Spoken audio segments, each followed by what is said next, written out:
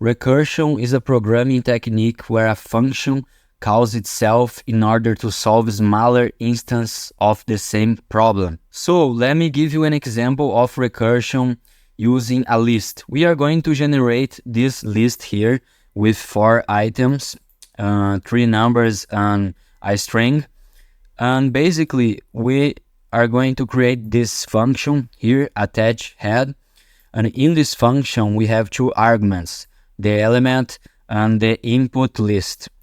And here it's a simple function. We have only a single line of code, which is return element plus input list. Basically here we are joining 2 lists. So we get this element and we turn it into a list. That's the reason why we use these square brackets here. And we join with the input list. We join together these 2 lists and then we create a new list and we return this list. So here, basically this is the method. Now we are going to call the method here. We create a variable and we assign the method to it. And we create the list here, item by item. So first we use the one here, the first item, and then we call again the method. And then we write the second item and call again the method. The third item and call again the method. And finally here we have our last item, which is the string. And here we call the method, and here the 2 arguments are basically the string and an empty list.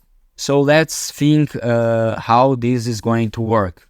Because they are nested here, we start by the deeper level, which is this line of code. So basically what happens here? We are joining together 2 lists.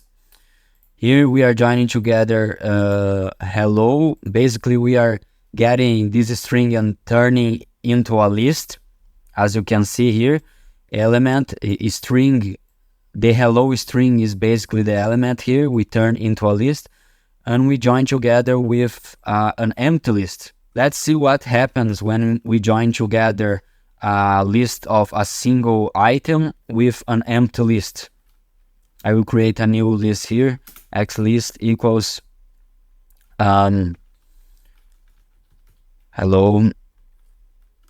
and then we join together with an empty list. And now let's print this xlist to see. Let me create a new terminal here. Let me do again. So you can see that the result is a list with a single item. We can even get the length of this list. Because it's just a list with a single item, the length will be 1, okay? So let's get the length here and print on the terminal. Okay, you can see it's 1. So the result of this line of code is a list with a single item, which is the string hello. Then this result will be used as the second argument here in this line. In this line we call again the function and we use this number as the first argument and the result here as the second. So we will have 31 here in element, and we are going to join together with hello, which was the result of this line. Here we have it. Minus 31 will be the first item and hello will be the second item, because minus 31 is the element here, and we join together with the hello. Because we wrote first the minus 31 here, it will become the first item. Now we have this line of code and the same thing will happen here. one argument will be 46, which will be the element here, and the other argument will be the input list.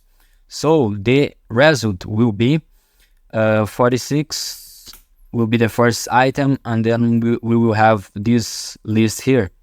And finally, we will have this line of code. The first argument is 1, and the second argument is this list. So basically, this will be the final result. Let's test. Let's run the code and print this new list here, okay, to see this example. Here we have, okay, so basically this was an example of recursion in Python. Sorry for the English mistakes. I'm not a native speaker of English. I'm improving my English, but if you have some questions, ask below. I will try my best to help you. I'm learning every day, and I also try to teach the things that I think are interesting. And this concept of recursion is a great concept for me, and it's not easy to learn. So put in practice, because practice is the best way to actually learn in programming. This was the video. Thank you for watching. See you in the next video.